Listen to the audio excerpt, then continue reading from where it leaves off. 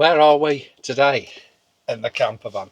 Well, I've travelled 3 hours and 20 minutes east, so we're on the east coast, East Anglia, and we are going to photograph some of the Broads.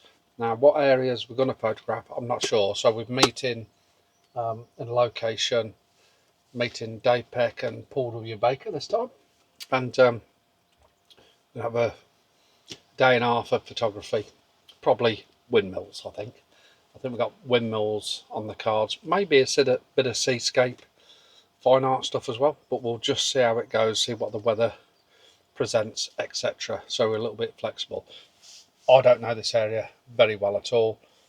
I think Paul's photographed it, Dave has photographed it quite a bit, so Dave will be here in about 20 minutes. We'll see how we get on and see what we're going to photograph, but for now I want to study this book again and try and find one or two locations that look good to me.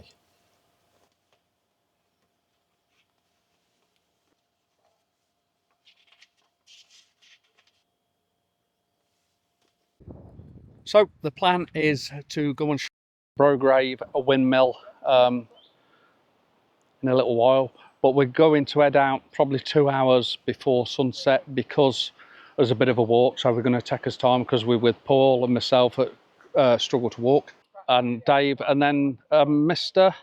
Andrew Banner's coming to meet us as well, hopefully, so there'll be 4 of us, which will be really good. And then we're just going to go walk down, I think it's about just over a mile, which will probably kill me, but you know what, it'll be worth it. And we're going to get sunset there. Then the plan is to probably go to shoot some groins in the morning, which may be in this video, maybe in the next video, we'll have to see. Conditions are, it's getting bluer and bluer skies, which is a shame. There is some eye cloud though, which could work, and it's windy as well, so we're not going to get reflections, but what we will get is probably movement of reeds and things like that, which I might try and work with. We'll see. Obviously never been there, and if anything else, it's a scouting mission, so let's see how we get on. We'll get down there and then we'll see what happens.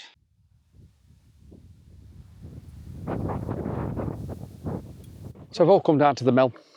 We've all been here, give us plenty of time. It took us about 50 minutes to walk down, probably because of me and Paul actually.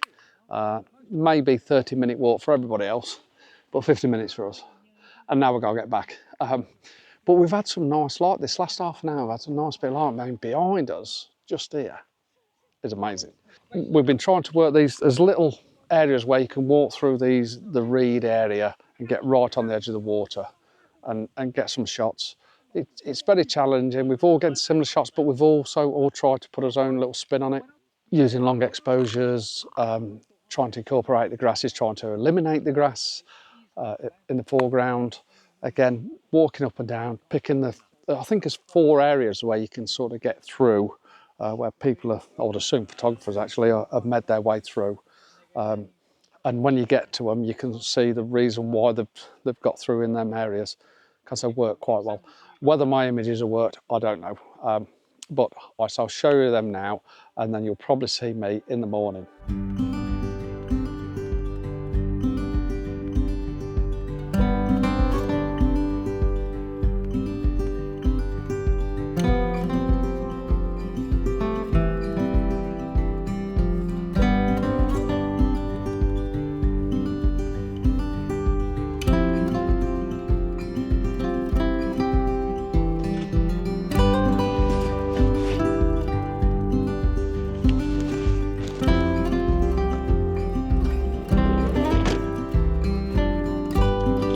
Good morning. So we've made our way down to Haysborough Lighthouse, but we're actually shooting the groins down on the beach. I'll keep quiet because there's some properties just over here. We don't want to disturb them. We stopped actually just up the road on the next little place, just up the road, right by the seafront. Beautiful little stopover where you couldn't disturb anybody. And then we just drove, I think it was 7 minutes drive just here. That's why I'm trying to keep quiet. It won't really happen with Paul here. He's not a quiet type of person. We have actually had 3 hours sleep, honestly 3 hours sleep. But let's see what we can get on the beach shooting these groins.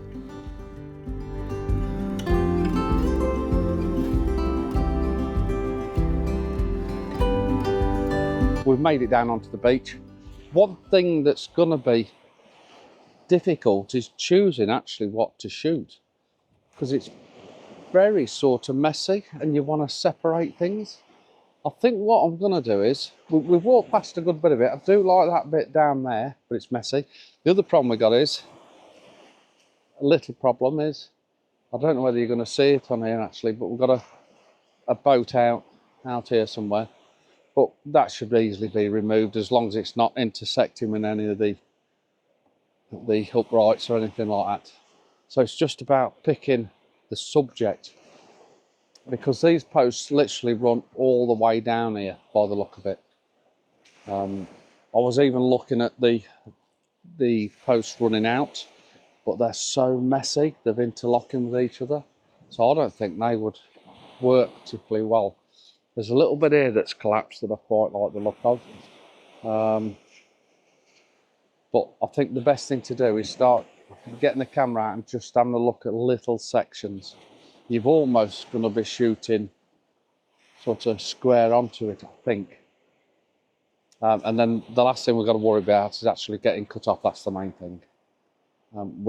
It could be perfect timing though for the tide. It looks like it's coming. It is coming in. It'd be better off if it were going out and you follow the tide out, but it's coming in, so we've got to make sure we don't get cut off. And it's took us about 10 minutes to walk to here. We'll see, but it's a beautiful morning. It's warm. I'm going to have to take my jumper off, or my coat. It is warm. And it's warm, and it's actually 4:05 in the morning. Sunrise in another half an hour, so we're just coming into that beautiful golden light. Let's see if we can get something set up. So this is the composition I'm working with at the beginning. It's funny how me and Dave have all this to shoot, and we've almost been attracted to the same composition, or the same little area anyway. Dave's just to my right hand side, your left. He's shooting on a slightly different angle. I haven't even gone around there yet, and I do understand why he's doing that, because there's this, it's almost like a cross that's in the sand here, and he's going to get nice light reflections as the water comes over it. I'm more direct onto it, pointing straight out to sea. The reason why I've come here is to get separation from everything. And from here, I've literally pretty much got it from every pillar and post that I can. I think within that there will be compromises, because everything's crossing itself and getting messy, but the best I can, I'm trying to get that separation. Down quite low, sort of waist height at the moment. Very wide angle, getting a lot of the foreground in, which I might chop the bottom off and make it more square crop, maybe square crop. But I'm trying to work that separation, getting these not interlocked with each other too much, so I've got little gaps around everything. As I'm talking about separation, I'll just try and show you what I'm actually on about. So I'll put you right in front of my camera, so it's a little bit wider view of my camera because I've got it at 16mm. So we're getting this bottom piece in just here, but then if you have a look, we've literally got separation from everything that we should have, even the groins right in the distance there. We've got separation, or I'm trying to anyway. So I think it's a good position.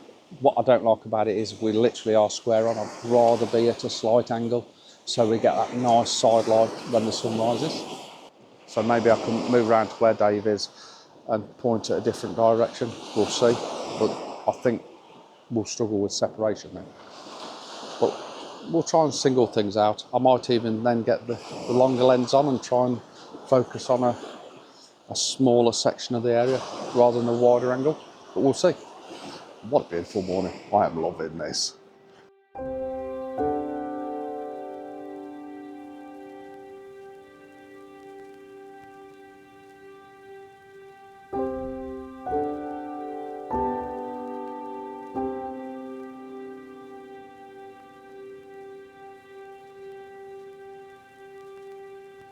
I was hoping this tide would be in a little bit further actually to work this composition.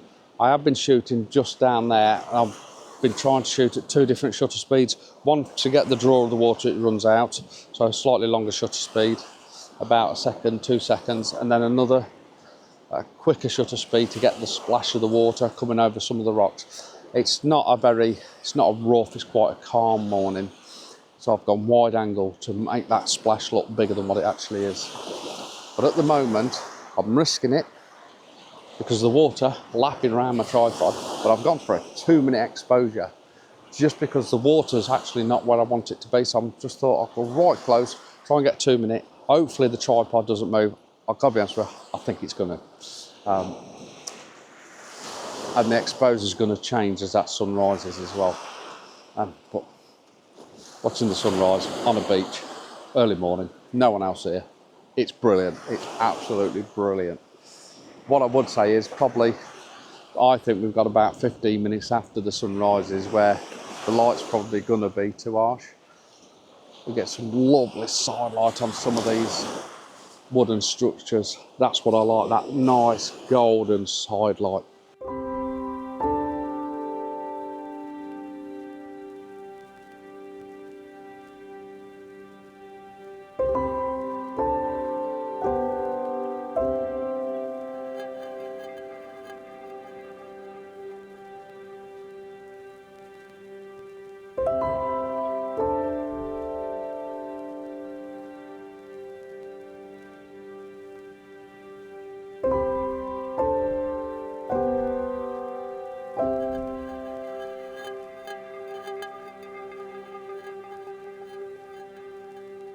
I've made a right boo-boo in a way. I've walked all in my favourite composition. The problem I got is the water is nowhere near up. So when the water does come, it'll wash all my footprints out. Cardinal sin. Oh, what an idiot. So I'm actually doing some real long exposure, 1 minute, 2 minute, and I'm trying that. And I'm just hoping that the water doesn't move my tripod. I think I've got away with it a couple of times. I'm not particularly keen on the images. I might change my mind when I get it back and do a bit of editing on them, but I'm not keen on the images so far. We'll see. But it's funny because I've come here and I've actually seen the composition this way, just as I'm talking to you. If the water was in a bit more, it'd be fantastic. The problem is it's going to take that long for the water to come in. The light's going to be just too bright. We're going to lose that nice golden reflections we're getting, the side light. Such a shame. But again, I've got a 16-35 lens on, so I've got to be quite close. What I might have to do as well is change to my 50-400 that I bought. What I should have done, again, another thing is I should have bought my 24-70. It'd have probably been the perfect focal length. We are the tides working at the moment. Another thing I should have done, took it out of the bag. It's back in the van. Shocking. I'm going to try this composition here. It might just work because the light's hitting the post in front. We haven't got separation between the post and this barrier, but we have because of the lights separating it. So I'm going to give it a go and try and incorporate this foreground as well and do a long exposure. Let's see if it works.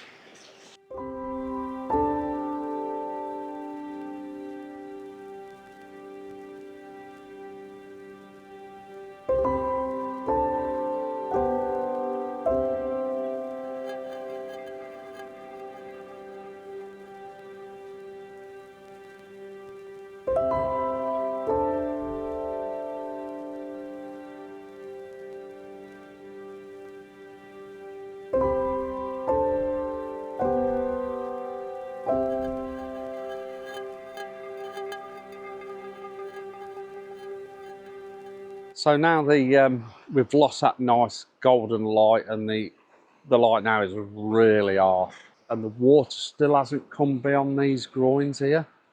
So I'm finding it really difficult. What I'm trying to do is do some long exposure, but I want the water all round the groin. So it looks like it's further in the sea than what it actually is. And it's just not there at the minute. And the sea's literally coming in square on. So I can't even walk down the beach and get it further down. It's just not that type of beach. I'm just, I think the tide is sort of an hour too late. That's my thoughts on it. But we'll probably give it another 10-15 minutes, see how we get on. It's still only 5 o'clock in the morning. It's ridiculous. Well, 20 past 5 in the morning. Feels like midday. But as you can see, there are shadows behind me here, how harsh that light is. Hopefully, as the day goes on, we'll get a few clouds develop. That's what I'm hoping. But it's beautiful. It's just beautiful. I must admit, though, I could do with some breakfast. I'm Hank Marvin. Shouldn't be, but I am. I could kill a big bull English. Hopefully we can find one in there. So we've actually come back to where we started photographing last night, and we're going to have a chill out there in the car park for a bit. But I just wanted to photograph this barn it's almost engulfed in the reeds, and then there's actually another boathouse at the end there that look fantastic. So I think this one's a boathouse as well. But I've been thinking as I've been taking the image, I'm going to create it fine art. The problem we got is we've got woodland behind, and because it's so deep into the reeds, I think what I'm going to do is I'm going to remove the woodland and do some proper fine art. We'll see. And I'm going to try and do that with both huts. So I've tried different compositions, things like that. But I'm going to make it a fine art image of these two huts. I've even tried to incorporate the two together, but they're so far apart, I don't think that'll work. The other thing we've got a bush in the middle of them as well, which is a bit distracting. But again, I would remove that. But yeah, I'm going to try and remove that horizon that tree line in the horizon, and make it just more simple. Let's see how it works. And then I think we'll be moving on again. So, and I don't know where. So I think for now, we'll end this video. I hope you've enjoyed it. I hope you've enjoyed these images I'm going to put up. Don't forget to join Thumbs Up Photography. Check out Thumbs Up the Photography Show on YouTube. Hello and welcome to Thumbs Up the Photography Show. We've come up with something a little bit different that may well be a shambles. And this is what's coming up in the next few weeks. The team takes to the road to explore a photographer's sweet shop. Dave and Gary actually pretend they have friends. Colin needs a few more inches. Dave contemplates impending doom. Wow! And Martin shares his photographic mind. Lemon freezer. Gary looks manly. There he is now, look. Steve shows off his darker side. And to be fair, he deserves this abuse. Rubbish! That's quite tame, really. And Gary shows off his gazelle-like dexterity. So welcome to the show. It's going to be a blast. It's actually just been released yesterday, so by the time you watch this video, you'll probably be on episode 3, something like that. Go back, watch it from the beginning. It's a little photography show. I'm sure you'll enjoy it. If you do, please like and subscribe. And the same with this channel. But until next time, thank you so much for watching. I'll see you soon.